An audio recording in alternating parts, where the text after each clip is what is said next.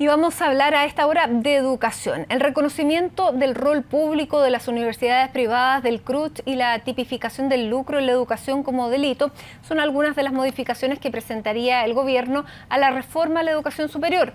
Cambios que el Ministerio de Educación le informó al Consejo de Rectores en respuesta a lo que habían propuesto. Queremos profundizar en este tema. Vamos a tomar contacto con Aldo Valle, vicepresidente del CRUCH. Rector, gracias por este contacto. Muy buenas tardes. Buenas tardes, Matilde. Gracias a usted por esta entrevista. Rector, hoy es 28 de octubre del año 2016. A la luz de todo lo que ha pasado, ¿usted cree que lo que el gobierno ha hecho en materia de gratuidad universitaria, la promesa le jugó a favor o en contra, viendo todo el paquete general? Bueno, nosotros como Consejo de Rectores siempre hemos valorado avanzar en la gratuidad como una política pública que constituye un beneficio indispensable para un sector muy importante de los jóvenes que hoy día están en educación superior. Sin embargo, también hemos hecho una observación en el sentido de que la reforma a la educación superior no puede ser simplemente una ley sobre gratuidad, que debe mirar al sistema de educación superior y toda su complejidad con mayor densidad. Eso no lo hace el proyecto de reforma a la educación superior y por lo mismo la nueva comunicación que hemos recibido de parte del Ministerio nos abre de verdad una esperanza en el sentido de que se reconoce la necesidad de introducir un cambio sustantivo en el proyecto de reforma a la educación superior.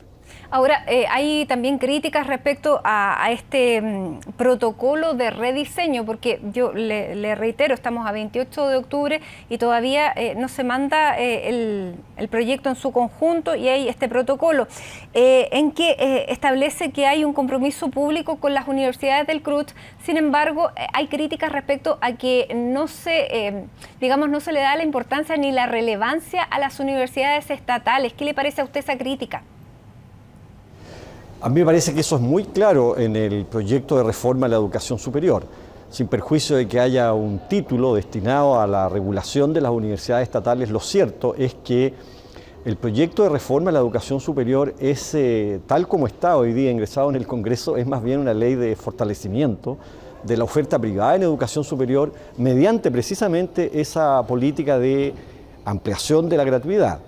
En ese sentido, también hemos observado que el proyecto de ley de presupuesto, que es una manifestación muy concreta de la política pública, no es tampoco nada auspicioso en el sentido de fortalecer la oferta pública, fortalecer a las instituciones que por largos años han constituido una columna vertebral en el sistema de educación superior, y me refiero a todas las universidades que integran el Consejo de Rectores. Y en ese sentido, ¿cómo van a convivir ambas en este proyecto? ¿Usted, se resigna a esta situación o las universidades estatales van a dar una lucha porque se les reconozca su condición de estatal en este fortalecimiento del sistema público? Hemos sido muy claros en el sentido también que esta reforma no puede ser finalmente pro statu quo, porque el statu quo significa desde luego no reconocer ni tratar a las universidades del Estado en el estándar que se debe hacer si es que el Estado se toma en serio a sus universidades. Y había, sin embargo, errores, y los hay todavía porque no se han hecho las indicaciones modificatorias del proyecto, que desde luego al Consejo de Rectores en su conjunto lo han mantenido más bien distante y crítico de este proyecto de reforma a la educación superior.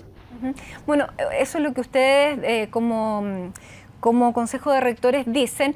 Quiero saber también si siente que dentro de este protocolo de rediseño se consideraron algunas de sus propuestas, y contarle además que dentro de los propios políticos en la Cámara, los senadores, en específico el senador que es el director, o sea, el que coordina en el Partido Socialista, dice que él se sorprendió porque estas reformas no fueron compartidas con ellos y ellos son los que en definitiva tienen que legislar. Carlos Montes lo dijo. Bueno, es obvio que finalmente este proyecto y sus modificaciones tendrán que ser decididos finalmente en el proceso legislativo. Nosotros hicimos un conjunto de planteamientos al Ministerio de Educación y hemos recibido una respuesta que consideramos valiosa. Valoramos esa respuesta porque en varios de nuestros planteamientos hay más bien una acogida y significaría un cambio estructural en el diseño de la reforma a la educación superior. Por ejemplo, se restablece en la reforma a la educación superior, o se restablecería que las universidades que integran el Consejo de Rectores seguirían recibiendo aportes basales. Eso no ocurre en el proyecto de reforma que originalmente presentó el Poder Ejecutivo al Congreso Nacional. Desde luego hay un cambio en relación al sistema de admisión que también valoramos. Hay compromisos también muy claros en la respuesta que nos ha dado el Ministerio de Educación en el sentido de que se tipificaría la infracción al lucro como delito y se convertiría en un delito de acción penal pública y no solo radicado en la voluntad de una superintendencia de educación superior. Se ha establecido también como compromiso el término del crédito con aval del Estado y su sustitución por un instrumento distinto de carácter solidario, sin intermediación bancaria y con exigencias para las instituciones y para los propios estudiantes que impidan que este crédito con aval del Estado se constituya en algo así como un mercado paralelo de la educación superior de carácter privado, que desde luego conspira contra el desarrollo del sistema público de educación superior. Esos son los aspectos positivos que usted le ve a estas indicaciones. Otra de las cosas es que se les ha subido la exigencia a las universidades que podrían acogerse al tema de la gratuidad, fijándoles que el 80% de su matrícula no puede tener puntajes inferiores a 450 puntos. ¿Eso también eleva un poco el estándar?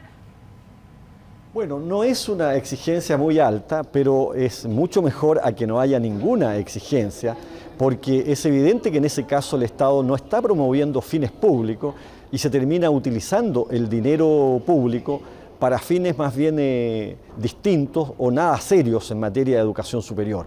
Se debe cumplir con un cierto perfil de ingreso para acceder a la educación superior y eso es lo que responsablemente deben hacer todas las instituciones. El Estado por lo mismo debe establecer esas exigencias dirigidas a las instituciones para que puedan efectivamente garantizar el cumplimiento de fines públicos y no fines de carácter privado.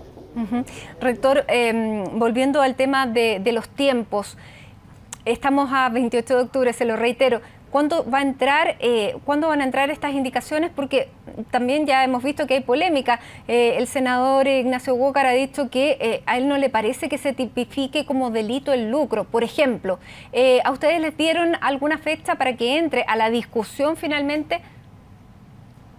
Bueno, el proyecto está actualmente en la Comisión de Educación de la Cámara de Diputados. Y el primer trámite es que se pueda aprobar la idea de legislar. Y yo entiendo que estos cambios que se están proponiendo ahora por el Ministerio de Educación responden precisamente a la necesidad de aprobar la idea de legislar y poder luego incorporar las indicaciones de modo que el proyecto pueda ser discutido en particular sin esta oposición tan transversal y diversa que tiene hasta ahora el proyecto de reforma a la educación superior. Los tiempos, desde luego, serán de decisiones legislativas y del propio gobierno que tiene, como sabemos, constitucionalmente una serie de herramientas para acelerar los procesos legislativos si es necesario. Respecto a la penalización del lucro, rector, ¿por qué a usted le parece que es una indicación que es fundamental en este proyecto y lo deja contento que se tipifique el lucro como un delito y entra a la acción penal y no solamente una mera sanción? Tema que, como le dije, ya es materia de discusión y de rechazo, por lo menos desde la democracia cristiana, un sector de ella. Bueno, porque el Estado finalmente no puede contribuir con recursos públicos para fines educacionales que finalmente terminan postergados, porque cuando la calidad en la educación superior, desde luego, disputa recursos, quienes tienen la facultad de decidir privadamente si se invierte más en calidad o finalmente en ganancias o utilidades, está el riesgo, obviamente, de que sea la calidad o el servicio que se presta quien termine, por así decir, postergado en esa disputa.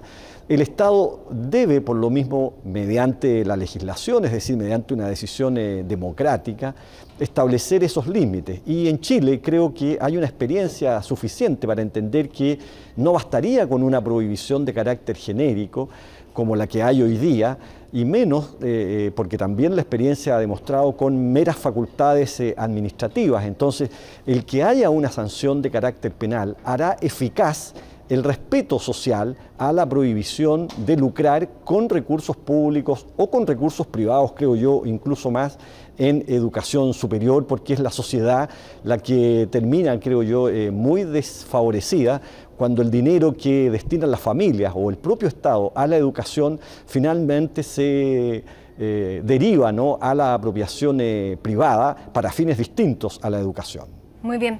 Rector Aldo Valle, muchísimas gracias por este contacto hasta ahora con CNN Chile, vicepresidente del CRUCH, rector de la Universidad de Valparaíso. Vamos a ver cómo sigue esta discusión. Al menos ya hay algunos puntos que les gusta a algunos sectores, porque el antiguo, como usted decía, no dejó contento a nadie. Muchísimas gracias. Muchas gracias a usted, Matilde. Buenas tardes.